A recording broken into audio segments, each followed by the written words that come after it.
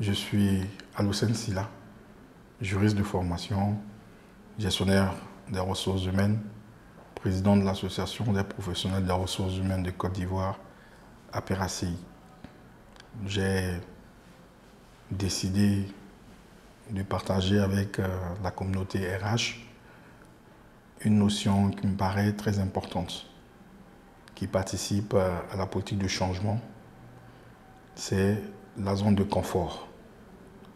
On entend souvent, très souvent parler de la zone de confort, qui est un état psychologique dans lequel, à un moment donné de sa carrière, en fonction du poste qu'on occupe, en fonction des tâches que nous avons à faire, nous plonge dans une situation de sérénité à ce poste. Nous sommes à l'aise dans ce que nous faisons. Nous gérons le connu de façon très importante. Mais il faut savoir que la zone de confort a des avantages et des inconvénients. Et parmi ces avantages que nous avons, c'est la performance qui est permanente. Pour la simple et bonne raison que parce que nous connaissons la tâche, parce que nous la pratiquons depuis un certain temps, nous, avec, comme on pourrait le dire, les yeux fermés, nous l'accomplissons sans difficulté. Donc nous avons une bonne maîtrise de notre dossier, nous avons une bonne maîtrise de notre process de travail, nous avons une bonne maîtrise de la tâche et nous l'accomplissons aisément.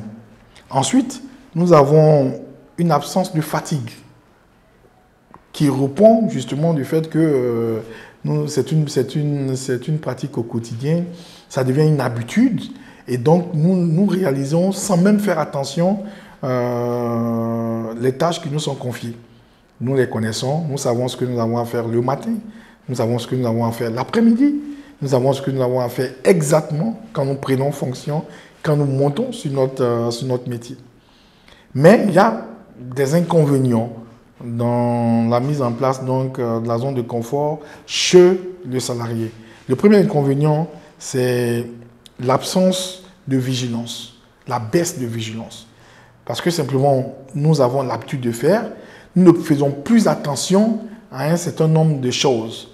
Et parfois, nous pouvons, croyant avoir fait ce que nous avons à faire, mal faire parce que simplement, nous n'avons pas été vigilants, nous n'avons pas cerné exactement que aujourd'hui, par exemple, la tâche qu'on m'a demandé, il y avait un élément nouveau par rapport à ce que je fais d'habitude.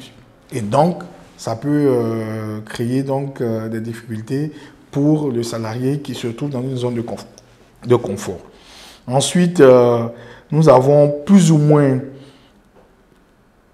une situation où nous devenons quasiment, nous sommes sclérosés, si on peut le dire. On est sclérosé parce qu'il n'y a plus de challenge, on n'a plus envie de faire toujours la même chose, parce qu'il faut le savoir, l'homme, par principe, est quelqu'un qui cherche toujours à conquérir de nouveaux espaces.